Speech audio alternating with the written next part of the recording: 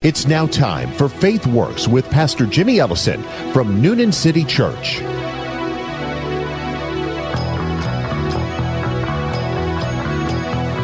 Good morning, Noonan. This is Jimmy Ellison. You're listening to Faith Works, where each week we talk to leaders in our community who demonstrate that faith does indeed work. And I am thrilled today to have my good friend Jason Rock, J-Rock as my kids call him, Jason Rock on the show today. And Jason, man, it's so good to have you today. Well, good morning, Jimmy. Thanks for having me as well. I appreciate it. Absolutely. Excited to be here.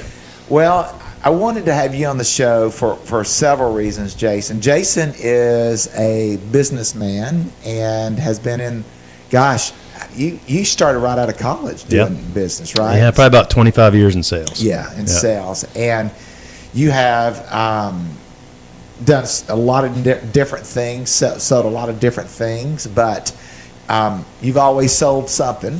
That's right. You got that gift of selling. And I want to talk to you today. I want to talk about your faith journey and then how you are now using your faith to impact outside the business world. And we're going to eventually get to the idea that maybe there's something down the road one of these days when you retire, focusing on some type of ministry or nonprofit work there. Yeah. So let's start. Tell us a little. Where did you grow up and your faith journey growing up? So I grew up in Richmond, Virginia, and a little bit in Greensboro, North Carolina. And I grew up a Baptist. Okay. So my parents, we went to church every Sunday, and we were heavily involved in. Did y'all do Sunday morning, Sunday night, Wednesday night? Sunday morning, Wednesday night, RAs, rolling ambassadors, all of it. Did you ever do the sword drills where they say that somebody yells out of scripture and you have to get your Bible and hold your Bible up? Most likely, I just remember there was a lot of competition. Yeah, believe it or not. No, absolutely. But it was great. It was a loving household. I have two brothers, and we were all participating in that. And that's good. And I really enjoyed it from what I recall. But then when I got to college, I kind of took a few steps back from the church, and I think I don't know, for whatever reason, didn't find a church home in my college time. And you were a college athlete, and correct. You played soccer, right. And so were you exposed to Fellowship of Christian Athletes, or were there other avenues to pursue your faith in the within sports? So in high school, I was part of the FCA at our local high school, and it was heavily a big group there. Yeah. Okay. But when I went to college, I'm sure those groups existed. I'm actually pretty certain they did. I just did not participate at that time. Yeah. Now I did have a roommate who was Catholic. And I would go to Mass with him, which I thought was interesting. Good. There's a big difference between the Baptist Church and the Catholic Church. He and I had some great theological discussions. I'm sure. About the Pope and things like that. But we it was good for me to see other perspectives of that faith. So, and then I moved to Atlanta right after college, and experimented. I went to a few different churches around. I lived all over Atlanta during that time and settled in downtown Atlanta. Where were you working then? My first job in Atlanta was at an ad agency called BBDO in Buckhead. Okay. So that was my first job, and then I worked in advertising for about 15 years doing sales. Yeah. And then probably late 2008 or so, I decided to get into more software, computer type, cloud-based type sales. And that's what I've been doing since. Yeah, I'm about to say that's what I know of you. Yeah, been selling that. Right. So you grew up in the Baptist church, and so college pretty much went absent, would you say, in your faith attending? I mean, you didn't lose your faith by no means, but you certainly did not engage in other churches or. Yeah, and it's been a great journey, because as I reflect back on that. I do remember, and I still do, I always prayed every day.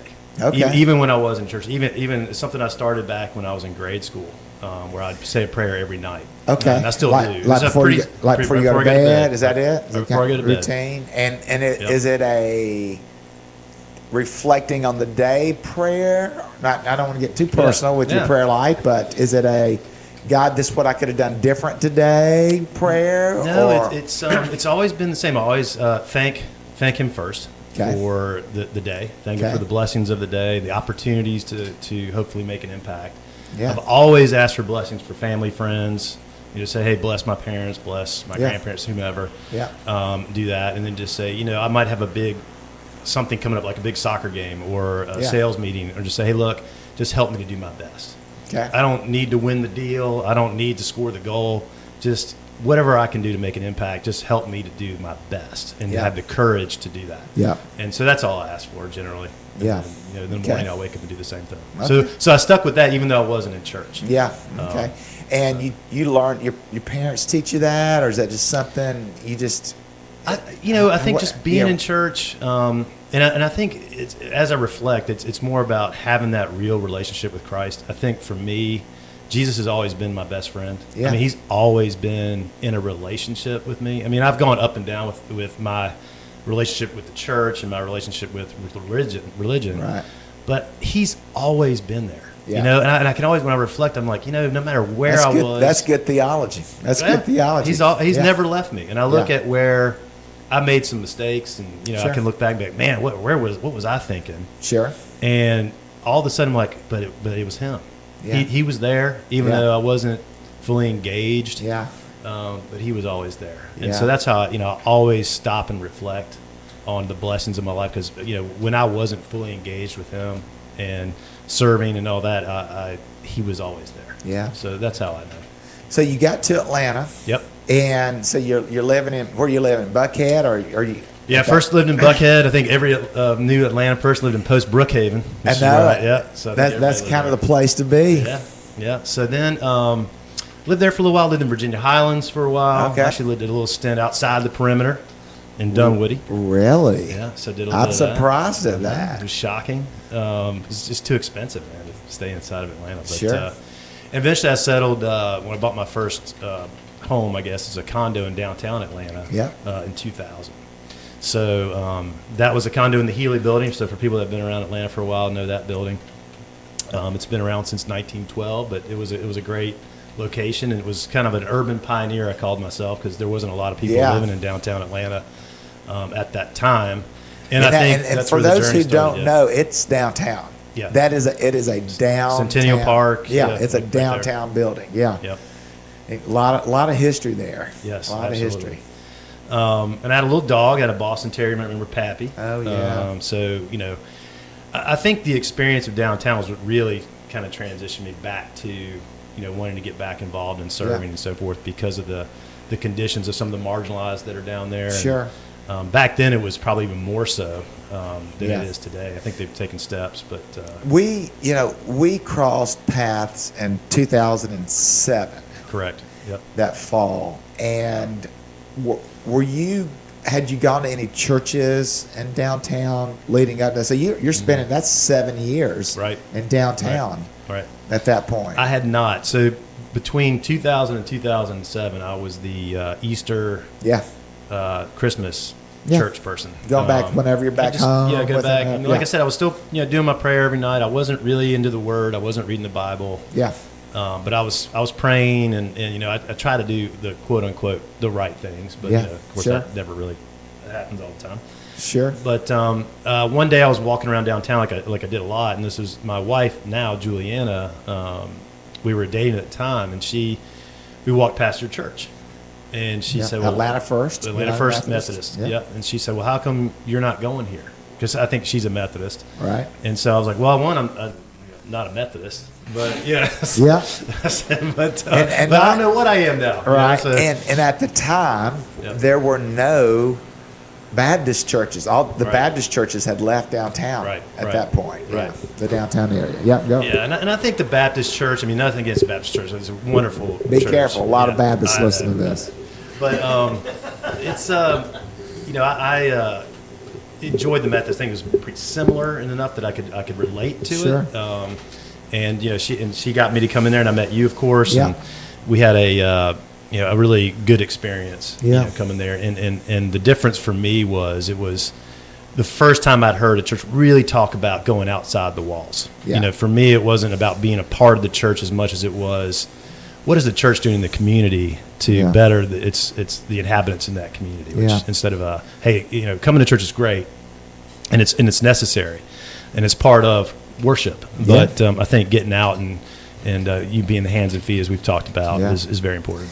To give some context to our listeners, Atlanta First is located on the corner of Ivan Allen and Peachtree Street, which is the north end of downtown. So if you think of Atlanta, you got downtown, midtown, Buckhead. And so the downtown area, the northern end is Atlanta First. And that building, probably 1904 is when it was built, the sanctuary and that facility. And so it had had its heyday in the 40s and 50s, late 40s and 50s.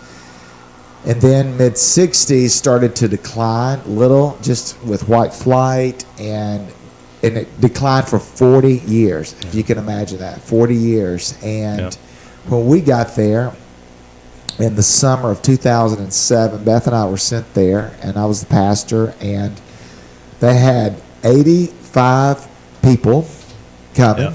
And they, and this is not a lot, 80%, Ryan, this is no lie, 80% of the folks in this church were over 70 years old.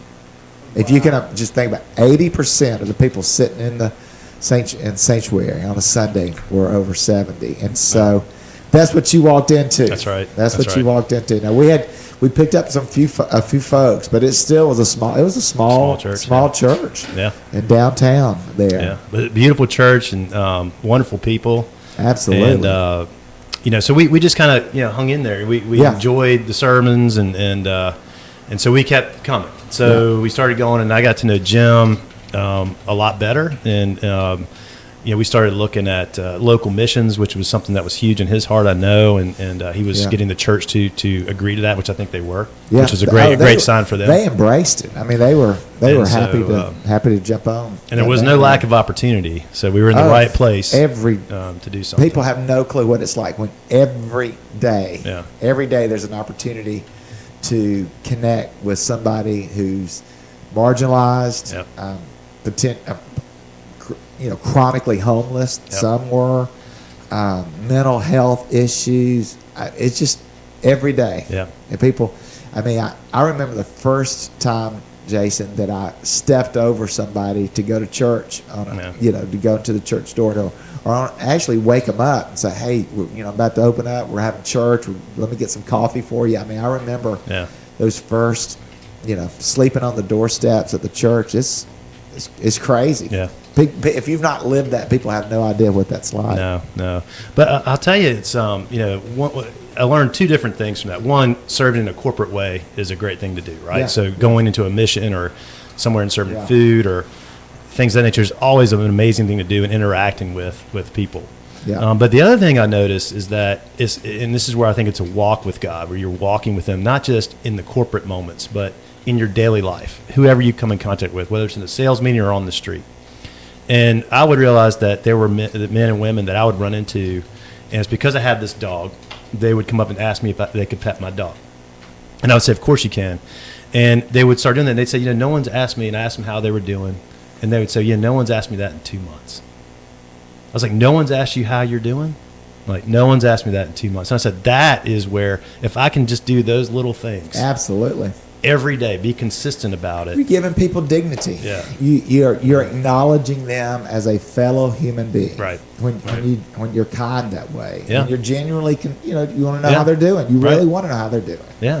Here, and I know there's no telling how many dollars you have given to folks over the years. But you're there, and the money is fine. The money helps, but the dignity and listening, I think, is that's the key. People want to be treated as human beings. Yeah.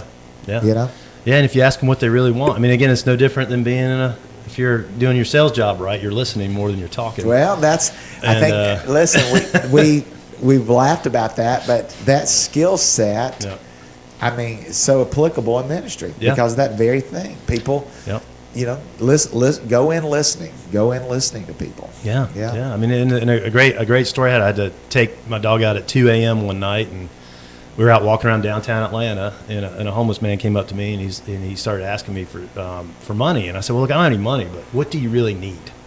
And he's like, well, I have an interview tomorrow, and I need a pair of pants. I said, well, you need a pair of pants. And he's like, yeah. So I said, I'll be right back. And I went up to the condo, got him a pair of pants, and said, good luck in your interview. He's like, do you need any help with that? He's like, no, I just wanted to look better. I'm like, fine. So that's wow. That's just that's cool. I thought it was pretty cool. I was like, here's somebody who's really thought through what they're going to do, and they really want to try to do their best. And that's in my mind, that's my role, is to help people in that regard. Sure. Hey, how can I make you feel better about what you're trying to get ready to do? So, but it's just that consistency, though. It's every day. We all run into those opportunities, and we either ignore them, or and it doesn't have to be people. It could be just anybody you're working with on a regular basis, your family, anything. Just that word of encouragement or really listening. I think is huge. Is what God's asking us to do. Yeah, huge impact. Yeah. So you and Juliana, you guys get married. Yeah, at the church. By you. Got to officiate. That was a great day. I remember it well. And Jason, you actually took me to your tasting. That's right. For the what do you call that? Wedding tasting? Is that what you call that? I guess it's something tasting, right? I was the best pre-groom ever. I just let them run. I was like, hey, I'll show up whenever you tell me where you need me to be. But when we went to what's the name of that restaurant? Oh, it's not here anymore. Is it Maggiano's? It's Anthony's. Anthony's in Buckhead, right on Piedmont. So I don't think it's there anymore. Yeah, so it's an old plantation house. Yeah, and he said we're going to eat, and we went there and did all the taste testing. That was great. See, you quizzed me on my wedding, man. I got to remember all this stuff. You better be on top of it. Juliana will want to say that's not where we were. That's not where we ate. Yeah. Oh gosh, that's great. So you guys got married, and that was probably what, 2009? 10. Yeah, 2010. 10 years in February. Wow, 2010. Fast, I hear you. 2 kids later. Yeah. Wow. So 2010. So you guys, you get married, and if I recall, you moved immediately into the suburbs. We did. Yeah, because my wife worked in Carrollton, and I lived in downtown, but I always worked from home, so I didn't have an office really that I needed to be at or commute to. And she worked in a local healthcare facility, so she said, there's no reason for us to live in Atlanta. And of course, I'd never really lived outside of Atlanta. I know, it's suburban. So we picked a town in Villarica, and because it was kind of halfway between the two. Yeah. And that's where we decided to move. So it took some getting used to. I'll be honest. I'm sure. It's living in a subdivision, and but, got a yard. You had to cut grass. That was fun. That was the one thing I did like, but. It was a change, but now that we've had kids and things have changed, it's a much better. Sure. For me personally, it's a much better. There's no doubt. It would be a challenge, I think, to raise boys in downtown. Yeah. It just doesn't compute with yard time and outside time and school. I mean, it'd be tough. Yeah, it would be. It'd be really tough. It would be. So you guys, you went out to the suburbs, and so where are you right now in your faith journey at this point? So right now, like we were part of a couple of churches out in Villarica. Okay. We really enjoyed, great people, but something was a little missing there. It wasn't anything to do with the churches themselves. It was more of where are my priorities? What can I find from a church home that makes sense? And for me, it's corporate worship, things that you believe in, but getting out and doing a lot more of the serving, so to speak. Having those opportunities to do a corporate serving situation. So I can introduce my kids to that. Sure. And do those kinds of things. So that's when when you started the Noonan Church. We've really enjoyed coming to Noonan because of that type of service outreach that you guys are doing. Yeah. And I love the story. Tell the story of, and we won't call any churches out, but you and Juliana and the boys worshiping at this church, and the pastor comes to visit you. Yeah, big church. Really nice. Again, super sweet people. Yeah. And I'm sure it was a good worship service. And so they had a group come out, really sweet. They came out, and we started talking. I started just asking simple questions like, well, what's your outreach look like? And of course, they had a number of different programs they were involved in. And then I think he saw, obviously, my kids were in the house, and he's like, but we got this great program for the kids. And I was like, oh yeah, tell me about that. And he's like, well, we got this playground. And man, it's $150,000 playground. And I went, it's what? I was like, $150,000 Right, that gets your attention, doesn't it, Ryan? I was like, man, I was like, that's one of those in Newnan City Church. No, we don't. And I was like, that's great, and I understand why. I get why you'd have that, because maybe attract more people to Jesus that way. But to me, I'm like, that's just not the message that I resonate with right now. Yeah. It's just not what. I'm happy for you, and if you have those resources, great. But that's just not what I envision. Yeah. For me and my family. So we actually stopped going for about a year, and because we were looking, we just couldn't really find anywhere until Jim talked to us about Newnan, and because I just wasn't feeling the outreach that I wanted to be able to do, and more of really getting into the Word.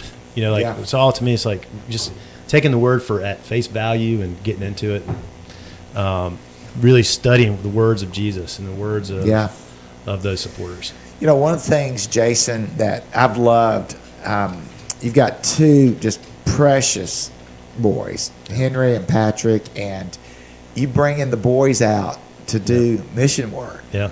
And I think, it's so important to do the sports. It's so important to, Henry's Mr.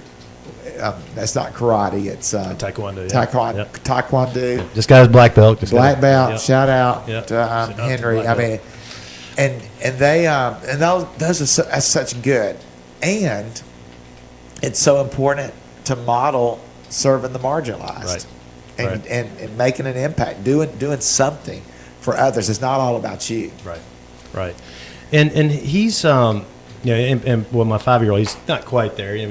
But they're really what I've noticed at school is like he stands up for the ones that are not as high up, I guess you'd say, from maybe I wouldn't call it bullying or anything like that, but kids who aren't as accepted. Yeah. And I've noticed that he befriends them. That's very biblical. Yeah, he befriends them, and that's something he's doing on his own, and I'm just so proud of him, and I just encourage him to keep that up. That you don't always have to be accepted. That the walk with Jesus is never going to be easy. Right. But the good news is that he's always with you. And I can go back to that original from the beginning of our time. No matter where you are in your journey, that he never leaves you. Yeah. And if you look back and you think, oh man, why did this happen, or why did this happen? You really look back and go, you know what, man, it could have been a lot worse, or it could have been a whole different story. Yeah. And you have to attribute that. To Jesus. Absolutely. And has Henry enjoyed the serving aspect? He has. Yeah, he loves it. Absolutely loves it. Yeah. That's so good. Especially getting in with getting to talk to people. He's a little shy, of course, being 8-year-old, but he's he really gets into once he understands that, hey, these people are everybody's here just to talk and just talk to each other and just get to know some people, and he's really enjoyed that. And people that aren't necessarily just like him. Sure, absolutely. And, so hopefully that's working for him. Absolutely, and I think you're going to see as the boys get older, you'll have more and more opportunities. Yep. You're going to take them on a mission trip. There'll be a day that you get to take them. We went on a trip to Honduras together. That's right. February of 09. Is that right? Somewhere in there. 09? 08, 09, somewhere in there. Yeah. And, getting old.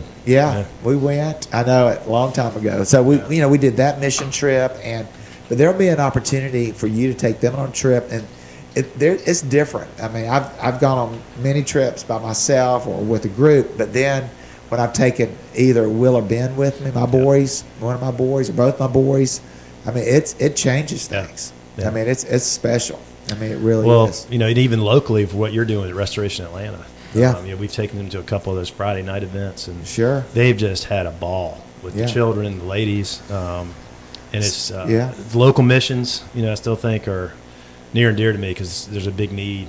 Absolutely, big need out there. You don't have to get on an airplane to do kingdom work. That's right. You don't have to do it. You don't have to get a passport. You don't have to get your shots. You don't have to take your malaria pills. You don't have to do it. That's right. You can make a kingdom difference. That's right. Kingdom impact right here. Well, what Jason talked about with Rattle, we've got that's a mission that we have in town, where in the city that we serve women and children transitioning out of homelessness. But we'll talk more about that on the back end. Jason, we're about to take a hard break. When we come back, I want to hear about a time. You got to get vulnerable. I want to hear about a time where your faith got you through a difficult season. Okay. All right? You got it. Friends, you're listening to Faith Works. We'll be right back.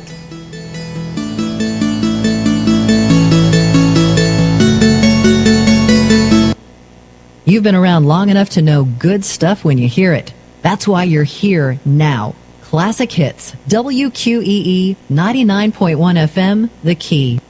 At Newlink WOW, local matters. Local keeps our families and businesses thriving. WOW takes pride in serving the Newnan and Peachtree City communities and supporting Coweta County charities and events. For the fastest local internet, call 770-683-1931 and get up to 100 megs of speed for $29.99 a month. Lock in this price, save for the whole year. It's a great value that locals love. Join us here, live from Newnan, Georgia, as we present the Health, Happiness, and Harmony Hour, every Wednesday from 10 to 11. I'm your host, Dr. Lewis Boynton. Please join us each week as we have new guests and talk about topics related to the psychological world.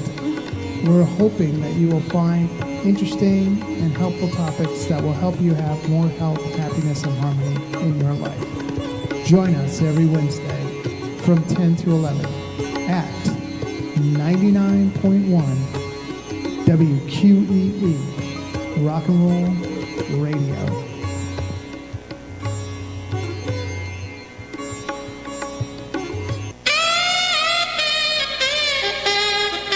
Tune in the second and fourth Thursday each month for Know Your Rights. I'm your host, Charles Cobble, and we will discuss your rights and have plenty of information on what those rights are. Every second and fourth Thursday from 10 a.m. to 11 a.m. on WQEE 99.1 FM. Ever dreamed of being a radio DJ or hosting your own show? Now here's your chance. WQEE 99 Rock the Key is giving you an opportunity to host your own show. If you'd like to get your advertising message across the thousands of listeners throughout the area, here's your chance. Hosting your own show is the way to do it. Perfect for attorneys, realtors, churches, sports talk shows, and more. Contact 678-673-6318 for further information. Host your own show. The biggest schools. Touchdown, Penn State! Alabama! Oklahoma! Ohio State! Will win it! The biggest games. Kick is good! The Longhorns lead. Intercepted at the goal line. The Dogs have picked it up. Reliving the weekend on the gridiron. It's the College Football Rewind. Throws over the middle. Pass broken up. And the Huskies are going to win. The Gators get a pick six. Download on Sunday mornings on Apple Podcasts. This place, it's an insane asylum. Search College Sports now. Hey, I'm Jimmy Ellison. I'm the pastor here at Newnan City Church. I want to thank you. You'll find as you walk through that we focus on three areas primarily. One is worship, small groups, and local missions. And our purpose is transforming lives for Jesus' sake, helping individuals experience that transformation. And we use these three areas, worship, small groups, and local missions, to help individuals experience that. You'll get a sense of who Newnan City Church is, and I hope that you'll come and worship with us soon. Take care, and God bless. When you open a book, you open your mind to a world of adventure. Visit new places. Where am I? Encounter new friends. Fate has brought you here, John Carter. And discover the power of reading. Anything is possible. Go to read.gov to read A Princess of Mars, the first novel to feature John Carter. Only you can unlock this mystery. A new world awaits. Read. Brought to you by the Library of Congress and the Ad Council. Later, much later, we heard something. We didn't breathe for listening. Then footsteps on the back porch, creeping, then more confident. After all, nobody was home. A hand closed on the knob on the screen door to the kitchen and found it latched. We heard a little sawing sound as a file began to slice through the screen wire. Grandma reached down for something in her sewing basket. Through the darkness, I managed to notice Grandma's rocker was rocking and she wasn't in it. She was standing over me. "Keep just behind me," she whispered. I followed her across the room into the kitchen. Now we were by the door, and I heard the scuffle of heavy feet in there on the crinkly linoleum. Grandma turned back to me. Under my nose, she struck a wooden match with her thumbnail. She touched the match to something in her other hand. It sizzled. Then she leaned down and rolled it into the invisible kitchen. Explore new worlds. Find out what happens next by reading the book A Long Way from Chicago by Richard Peck. For other great book ideas, visit literacy.gov. A message from the Library of Congress and the Ad Council.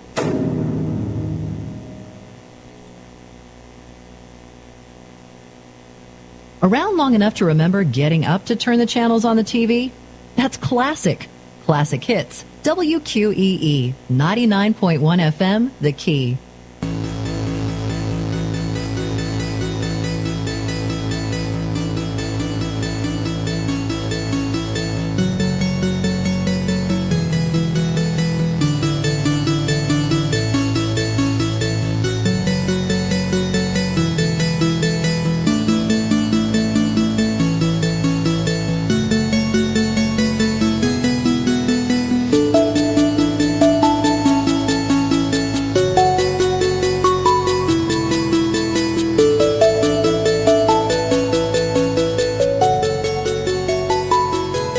We're back at Faith Works. This is Jimmy Ellison. We're talking to my good friend Jason Rock and just listening to his faith story. And Jason, you know, all of us, everyone has challenging seasons. And you know, and I know we're friends. I know you've had challenging seasons, but can you share a little from a time that you went through something that was tough?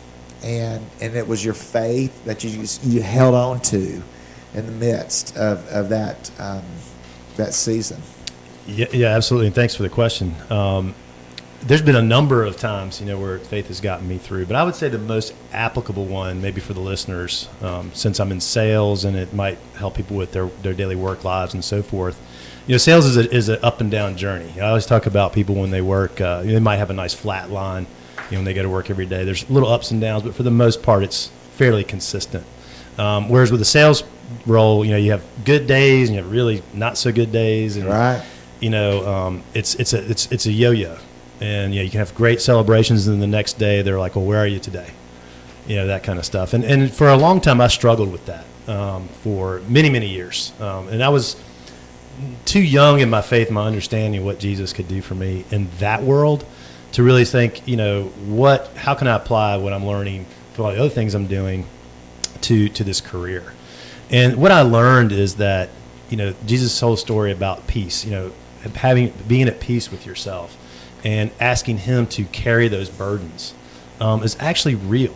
You know, it's not just like, hey, I'm just going to pray about this and talk about a problem I might be having and ask him to take care of it, but truly believing that he's got this has helped me immensely. That's over the last 10 years. So up until that point, I was very anxious, had a lot of anxiety, a lot of stress, nerves about closing, hitting numbers, things of that nature. And then when I started to pray and bring Jesus into the fold, not about, hey, help me win this deal. Right. It was more about, help me make an impact. Help me walk into this meeting. Every time I pray, I go into a meeting, I go to the restroom for any meeting, no matter what size, how big or how small it is. And I go and I pray and just says, help me to do my best. Help me to make an impact for you, whatever that looks like. And a lot of times it's just, you know, listening, but it takes all that anxiety off of me. And I can go into these meetings and I can be really open and really intent on listening and really trying to understand the challenges that they have. And I've had other reps come up to me over the last 10 years. So I say, what are you doing, you know, that you don't have that anxiety? That doesn't mean I'm not thinking about it. You know, of course I am.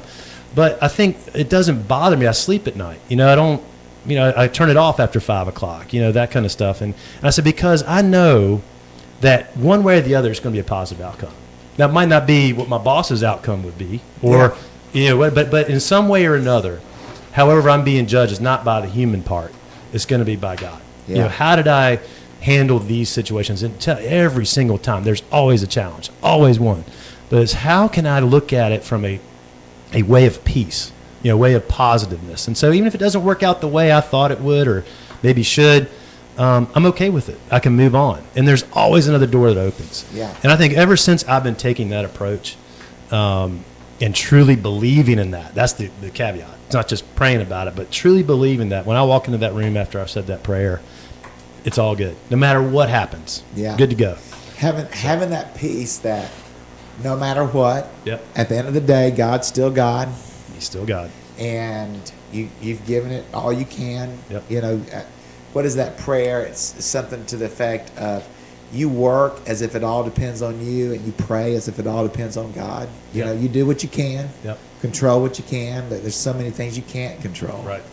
And boy, that's good. That applies to that applies to the school teacher that's listening out there. That applies to the person who's running the radio station, Ron. That applies to the person who's selling something out there.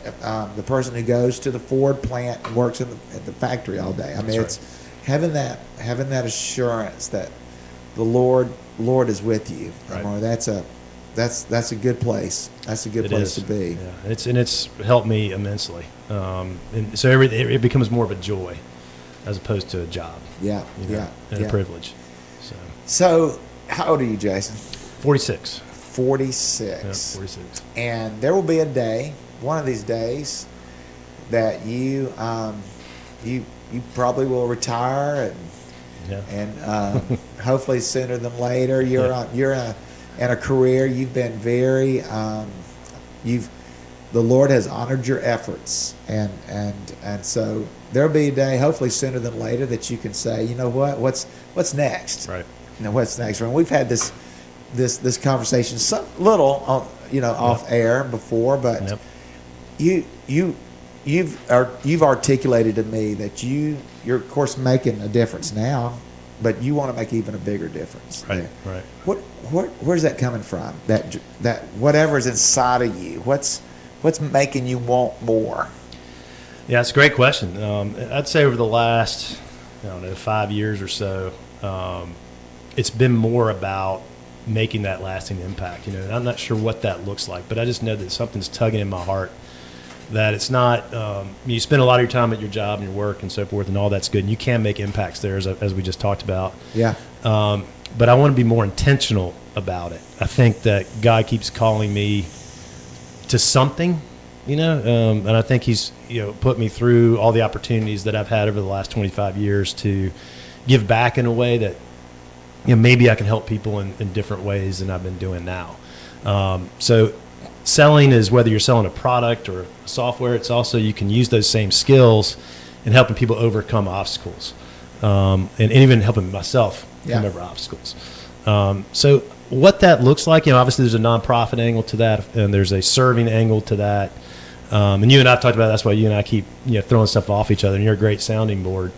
But I think at some point, it's probably hopefully in the near future, that next phase of life, if God blesses me with a long life, then I look at it as there's another phase. You don't have to be, you're a lot of things. You have a lot of titles in your life. Dad, husband, sales guy.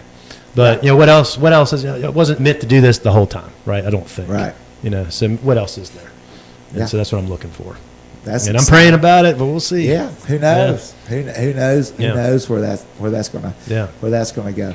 Well, talk to us. We've got about 10 minutes before we have to wrap up, but I want to hear. Talk about Juliana.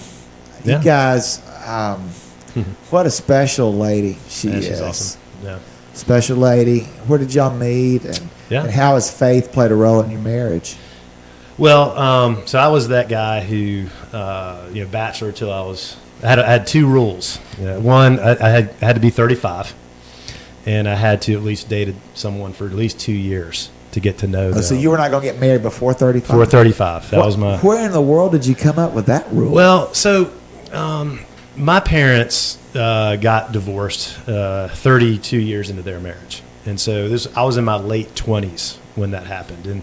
And I had learned that the impact, and I have two brothers, the impact on men in their adult life when they have divorces is pretty substantial. And I didn't think so, but then I just kind of gave up on the whole idea of marriage after going through that process with them. And because I wasn't a kid, I kind of understood what was going on. Right. And so that kind of just turned me off for a while. So I said, well, one, I don't think I'm ready for this anyway. And I don't even believe in the institution anymore, in the sense of that, happening. But then two, I was like, I don't think I'm mature enough, from a real perspective to be able to carry a household, to be able to do the things I'm supposed to do and be committed the way I'm supposed to be committed. Yeah. And so I just set that rule, and I think I heard one of my buddies' dads say it somewhere. So I'm like, and it turned out to be kind of true. Like, I don't think at 35, you got to be in your 30s. Most people probably agree with that, I think. But and date somebody for 2 years. In 2 years, so you got to know them. There's a lot of things that come out. Listen, when I counsel couples, you need to spend at least one season. Yeah. Every season of the year, at least 12 months together before you walk down the aisle. But that's how I know, because I wasn't looking for it. Julie lived in Panama City, Florida, that's where she's from. And I'd actually never been to Panama City, believe it or not. I was probably 33 or 34. Are you kidding me? No, never been. Because I was East Coast, Virginia, North Carolina. We went to, Myrtle Beach and Outer Banks. And nothing like those sugar beaches now. I know. So my neighbor in the Healy asked me to go. It was in January, so it wasn't like some prime time to go to the beach or anything. But he's like, hey, look, I'm going down there to see a friend of mine, girl, and why don't you come on down and just have some fun. And so I was like, okay. It was a random January weekend, so I went down there, and this Julianne was friends with this girl. And so it was totally random. Neither one of us wanted to meet each other. We were like, she was like, I'm going to bring a friend. I was like, I don't want you to bring a friend, Right. And it was one of those kind of things. And I don't think Julie wanted to get out either. But we ended up meeting out for dinner or after dinner. She wouldn't meet for dinner. She'd meet after dinner. And so we met and we had a good time. And we were going to a football game, playoff game in the NFL that afternoon, Sunday before we left to go back to Atlanta. And she showed up with her mom because, again, they were friends. And I was like, oh, that's a good sign. Maybe we had a good night the night before. And so we dated long distance for a year. Okay. And then she decided she wanted to move up to Atlanta. So she moved up, moved to Carrollton. That's how she got to Carrollton. Yeah. And then from there. And she's a pharmacist. She had already finished school by then. Oh, yeah. She was working down in Panama City Hospital. And so she moved up here, and then we dated for another year. So there's my 2 years. Yeah, okay. And then my older Check brother. that box. My older brother and I'll never forget, we were playing golf in Charlotte, and he's like, so what's going on with you and Julie? I was like, I don't know. I'll probably wait another year. He's like, what are you waiting for, man? He's like, you're old. He's like, you got, I was like, what? That's a great, he'd been married for 20 years. He got married, he was 20. So he was like, man, just come on.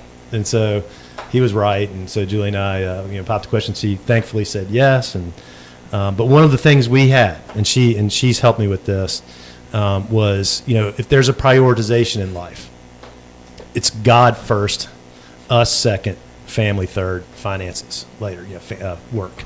So we've tried to keep that order. Yeah. Always God first, us second. Even when you have kids, we're like, look, if we keep God in the first seat, and then we take care of each other, then the other stuff's just going to happen, because our kids, hopefully they'll be healthy from us having a healthy relationship. And of course, God's kind of over all of that. And we have really worked on making sure that that's the case. Yeah. And I would say that's, obviously we have ups and downs like any couple and any family, but we can always go back to that and just say, look, let's just make sure that we have our priorities in line and where are we at. And it's pretty easy, when you've got that order. If you can keep that order, generally things go pretty well for the most part. Sure. Yeah. So, but she's been a blessing to me. I couldn't have asked for, again, God just comes out of nowhere. I didn't deserve it, and I sure didn't earn it. That's right. She's remarkable. She's remarkable. Sweet. Oh my gosh, she's so sweet. Yeah. Solid, consistent. Yeah. I mean, she's really all that. Yeah. We love her. Yeah. Love her. Well, thanks for asking. Oh yeah, absolutely. Well, listen, we're in our last few minutes in the show, Jason. Yeah. So you're talking to that person out there who is going through something. That's one of the things that I don't take lightly. That every Sunday when I look out to the crowds, there's no telling what people are carrying with them. Right, sure. And somebody's carrying something who's listening today, and what is your give us your 2 cents? What's your message of hope in the midst of this? Well, I think hopefully the whole conversation has been around it's a walk, it's a journey. Yeah. And Jesus always never said it was going to be easy. He said you will have troubles, but take heart. Yeah. And I think if you can remember that, and there was a study in Genesis from Abraham, like what did he do when he was getting ready to go up and take care of business with God? He always stops and remembers. And anytime I'm having really hard time and I'm thinking, man, this is just not going to get any better, I just have to stop, worship. Yeah. And by worship, I mean remember all the blessings that God, when I look back at my life and I look at all the troubles, like he has always, what makes me think that today he won't show up? Yeah. He's always shown up. And it doesn't mean that it's going to get easier, but he's always going to be there and give me the courage and the strength to get through it. And again, it might not be the result I think I should have, but at the end of the day, he's the creator of the universe. He knows. He's got this. Wow. And so that's what, it's hard to do, but when you're in the midst of it. But I think if you can just stop and worship, and what I mean by that is stop and just remember. Yeah. Remember there's some other times when you had bad, and you got out of it. Something good came out of it. What was it? And just think about that and be thankful for that. And then all of a sudden that peace comes over you. Yeah. And you're just like, okay. Yeah, God did this in the past. There's no reason to doubt that he's not going to come through again. And even when I wasn't thinking about him, he did it. And that's the key. Like even if I didn't stop and remember, he's got it, And that's so that it's just knowing that and believing that in your heart is the key. That you don't have all the answers. That's okay. That's good. So that's it. That good stuff. Yeah. Well, Jason, man, it's been so good having you on the show. Thanks for having me, Jimmy. Absolutely. Yeah. This is good stuff. Good stuff. And friends, I appreciate you listening in today at Faith Works. And next week, we will be back where, once again, we'll interview a leader in our community who's demonstrating that faith does indeed work. Have a great week. Take care. Thanks for tuning in to Faith Works with Pastor Jimmy Ellison from Noonan City Church. Tune back in here next week for another edition of Faith Works.